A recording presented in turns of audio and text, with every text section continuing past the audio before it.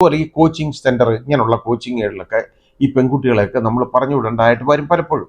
കാരണം പെൺകുട്ടികൾക്ക് ഒന്നാമത് അവർക്ക് സ്പോർട്സിൽ ഇൻട്രസ്റ്റ് കാണും. അപ്പോൾ ഒരു കോച്ചിൻ്റെ അടുത്തോട്ട് വിട്ട് കഴിഞ്ഞാൽ നല്ലൊരു കോച്ചാണെന്നുണ്ടെങ്കിൽ ഇതിന് കയറി വരാം. ഒരുപാട് അനന്ത സാധ്യതകളുള്ളതാണ് കേട്ടോ. ഇത് വലിയ സാധ്യതകളുള്ളതാണ്. ഒരുപാട് അവാർഡുകൾ കിട്ടും, അവസാനം നല്ല ജോലി കിട്ടും, ഇങ്ങനെയൊക്കെയുള്ള കാര്യങ്ങളുണ്ട്. അതുകൊണ്ട് ഈ കുട്ടികൾക്ക് ഇതിനോട് താല്പര്യം വരുന്നത് സ്വാഭാവികമാണ്. പക്ഷേ ഈ കുട്ടികളെ അങ്ങ് പറഞ്ഞയച്ചിട്ടേ അനങ്ങാതിരുന്നാൽ പോരാ. ഇതിന് വരുമ്പോൾ അത് പോയി കോച്ചിങ് കഴിഞ്ഞ് തിരിച്ചു വരുമ്പം അതിനെന്തെങ്കിലും ഒരു ചെറിയ വ്യത്യാസം, അതായത് വ്യത്യാസം എന്ന് പറഞ്ഞാൽ അതിൻ്റെ ഭാവത്തിലോ അതിൻ്റെ പെരുമാറ്റത്തിലോ എന്തെങ്കിലും ചെറിയ വ്യത്യാസമെങ്കിലും ഉണ്ടെങ്കിൽ അമ്മമാർക്ക് പ്രത്യേകിച്ച് എളുപ്പം കണ്ടുപിടിക്കാൻ പറ്റും. പെൺകുട്ടികളുടെ കാര്യത്തിൽ അച്ഛനും അമ്മയും ഒരുപാട് ശ്രദ്ധിക്കണം അങ്ങനെയുള്ള കാര്യം. എന്താണ് നീ ഇങ്ങനെ പോയപ്പോൾ സന്തോഷമായിരുന്നു, ഇപ്പം നീ വന്നപ്പോൾ നിനക്ക് സന്തോഷമില്ല, ഇതിൻ്റെ കാര്യം എന്താണ്? അല്ലാതെ തലവേദനയാണോന്ന് അങ്ങോട്ട് ചോദിക്കരുത്. അത് ഇനി തലവേദനയാണെന്ന് പറഞ്ഞ് പോയി കിടന്നാൽ ഈ തലവേദന വരാനുള്ള കാര്യം എന്താണെന്നുള്ളത് അന്വേഷിക്കണം.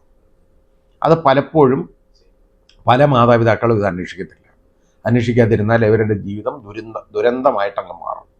കാരണം ഇത് കൂടുതൽ ആളുകൾ ഈ ഉപദ്രവിക്കുന്നവനുണ്ടല്ലോ, അവൻ തന്നെ വേറെ ആളുകൾക്ക് പറഞ്ഞു കൊടുക്കും. അങ്ങനെയാണ് ഈ എണ്ണം കൂടുന്നത്. അവൻ്റെ കൂട്ടുകാർക്കും ഒക്കെ പറഞ്ഞു കൊടുക്കും. അപ്പോൾ എനിക്കും കൂടെ ഒന്ന് വേണം എന്ന് പറഞ്ഞ് അവൻ വരും. അവൻ്റെ കൂട്ടുകാരൻ ആ രീതിയിൽ ഇതങ്ങ് കൈമാറ്റം ചെയ്തപ്പെട്ട് പോവും. ഈ കുട്ടിക്ക് മിണ്ടാൻ ഒക്കത്തില്ല പലപ്പോഴും. കാരണം ഇവനൊക്കെ ഇത് ട്രാപ്പാണ്. ഇതിൻ്റെയൊക്കെ മുഴുവൻ പലപ്പോഴും വീഡിയോ ഒക്കെ എടുത്തു വെക്കും. അതൊക്കെ കാണിച്ച് ഇതിനെ ഭീഷണിപ്പെടുത്തും. ഒന്നും ചെയ്യാൻ ഒക്കത്തില്ല. ഇതിന് പുറത്ത് പറഞ്ഞാൽ എന്ത് ചെയ്യാൻ പറ്റും? പുറത്ത് പറയാൻ പറ്റുമോ? അത് ആ രീതിയിലാവും. ആ രീതിയിൽ ഈ കുട്ടി ആ രീതിയിലായി പോവും.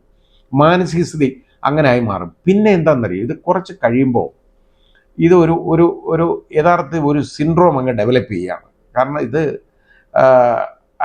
സ്റ്റോക്ക്ഹോം സിൻഡ്രോം എന്ന് പറയുന്ന ഒരു സിൻഡ്രോമാണത്. കാരണം ഇത് എങ്ങനെ പോയാലും രക്ഷപ്പെടാൻ പറ്റത്തില്ല ഇതിൽ നിന്ന്. എന്നാൽ പിന്നെ ഇങ്ങനെ ആയിക്കോട്ടെ എന്നത് വിചാരിക്കുക. എന്ന് വെച്ചാൽ അതിൻ്റെ മനസ്സങ്ങനെ ആവും. ഒരുത്തം വരുമ്പോൾ ഒന്ന് എതിർക്കുന്നു, അതിനെ കീഴ്പ്പെടുത്തുന്നു. അടുത്തവൻ വീണ്ടും വരുന്നു, അതിനെ എതിർക്കുന്നു, അതിനെ കീഴ്പ്പെടുത്തി പോകുന്നു. അങ്ങനെ 3-4 ആയിക്കഴിഞ്ഞാലുണ്ടല്ലോ പിന്നെ എതിർക്കത്തില്ല. എതിർക്കാനുള്ള ആ ബ്രെയിനിൻ്റെ ആ ശക്തി ഉണ്ടല്ലോ, അതങ്ങ് നഷ്ടപ്പെടും. അതാണ് പ്രശ്നം. അപ്പോൾ അങ്ങനെ വരുന്ന ഉടനെ ഇതൊക്കെ യവന്മാർക്കൊരു വളമാണ്. അതുകൊണ്ട് യവനെയൊക്കെ ഉണ്ടല്ലോ, ഈ ഞരമ്പ് രോഗികൾ, ഈ അലവലാദികളെല്ലാം എത്രയും പെട്ടെന്ന് തൂക്കിയെടുത്തിട്ട് അവനൊക്കെ അകത്ത് പോയി സസുഖം ഗോതമ്പുണ്ട കഴിച്ച് അവിടെ കിടക്കട്ടെ തൽക്കാലം. അതാണ് നല്ലത്.